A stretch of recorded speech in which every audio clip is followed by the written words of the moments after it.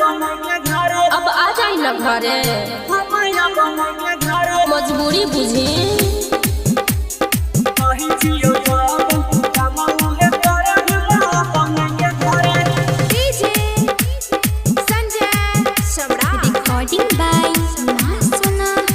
ठंडी में छोड़ी गैला बहारा भतार हो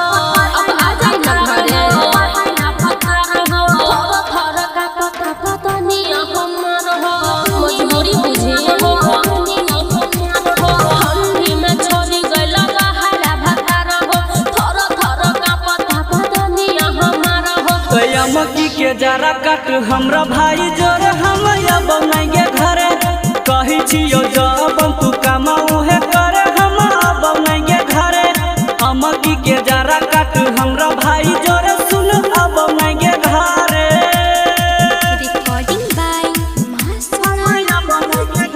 अब आ जाई न घरे मजबूरी बुझी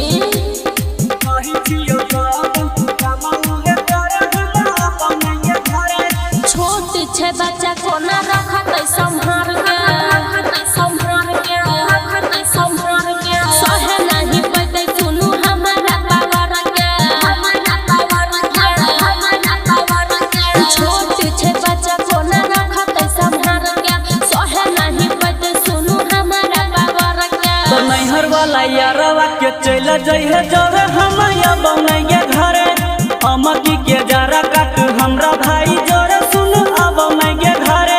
कही छियो जब तू कमाऊ है करे हम अब नहीं घरे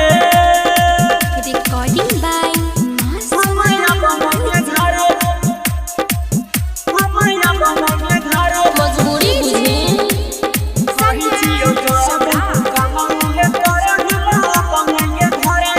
रतिया के एको बेर नींद नहीं लागैया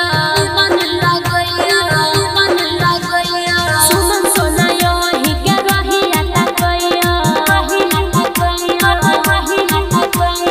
रतिया के एको बेर नींद नहीं लागैया सुमन सोना यही के रहिया तकैया राइटर सबीन राज के साथ तू धले हम अब नहीं